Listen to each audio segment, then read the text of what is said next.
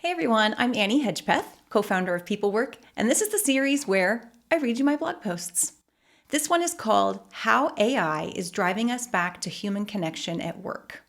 First section, the broken promise of social media. When social media became mainstream, it's hard to overstate how excited we all were at the possibilities for human connection. We thought we'd be more connected to our family and friends. We saw how it could make hanging out easier. We could keep up with what everyone was doing and be a part of each other's daily lives, as opposed to just seeing each other every so many weeks or months. We even thought that it would enable human connection at work. Calling people on the phone started dipping in popularity as cell phones became ubiquitous. So we quickly relied on social media as our means of connection to other humans. Second section, it worked for a while. I think. I remember just after I had my second kid and having a lot of couch baby time, I decided to start blogging more.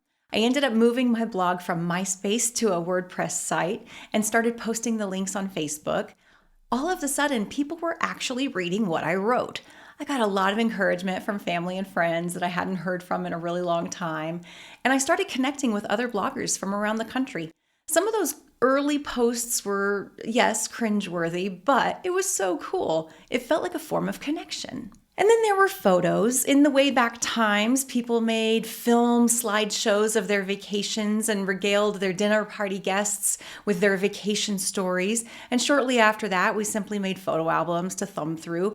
But forcing family and friends to look at our sometimes boring photos fell out of fashion.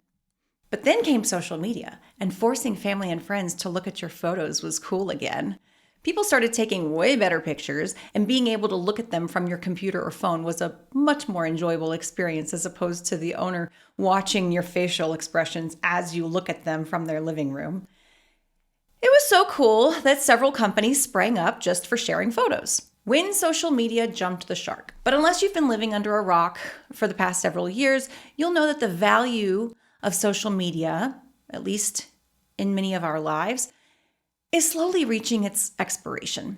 Blogging became synonymous with pop-up ads. Sharing vacay photos became one-upping everyone with the vacations that you can afford. The increase in photography skills became kids thinking that they need to be models turned influencers.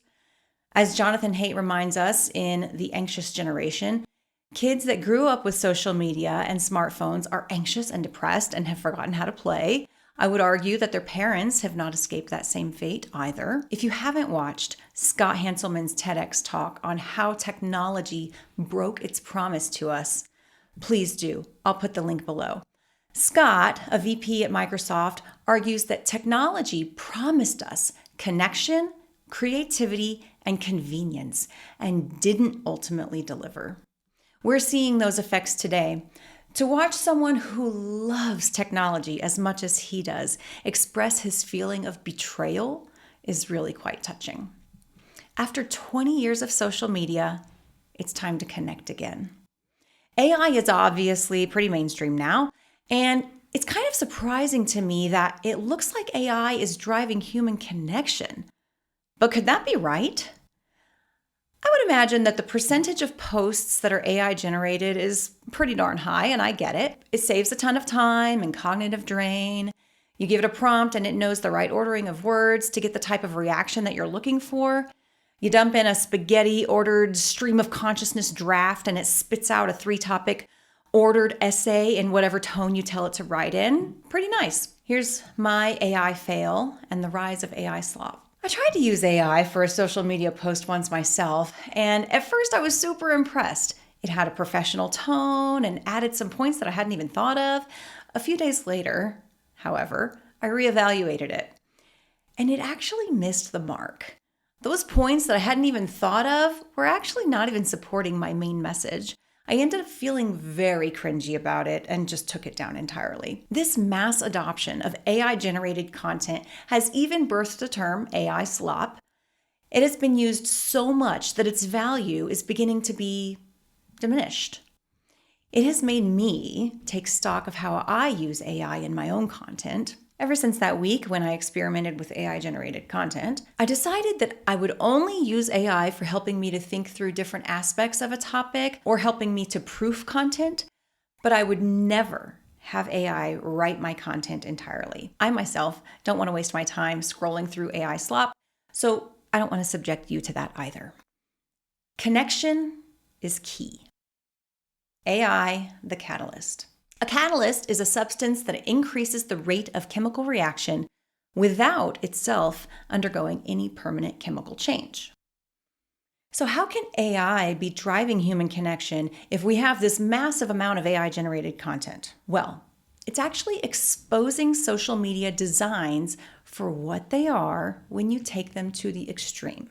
Many of these platforms designed for connection are simply people talking at each other where no one really listens or feels heard. So now we just have AI-generated content with AI-generated comments, and who is connecting? Or on some platforms, there are businesses advertising their products and services to other businesses trying to advertise their products and services with no one actually concerned about understanding their consumers' problems. Connection is your professional advantage. When we get glimpses of authenticity in these systems, however, we notice it. We know when something feels beautifully human. Wading through all of the AI slop makes us crave that connection to humanity. Now, you may be wondering what this means for your professional life, so here it is. When AI is writing everyone's cover letters, resumes, performance reviews, performance packets, etc., how is anyone supposed to stand out?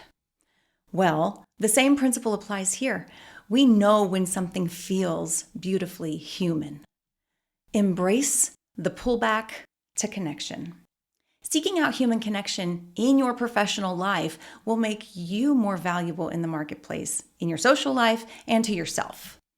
With all the time that you save from scrolling, go make some human connections. Create authentic workplace relationships. Go to a professional meetup. Schedule a coffee with that grad student who is wanting some guidance. Plan a hike with your colleague. Have a poker night with your favorite work friends. Send a handwritten card.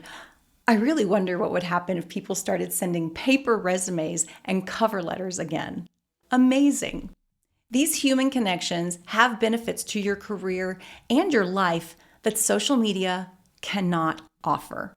The impact that AI is having on the workplace is so great that people are feeling the pull to have human connections everywhere, not just at work. The sooner you start this journey, the better placed you will be in order to help others that follow, making you very valuable in their professional journeys. You see how that works?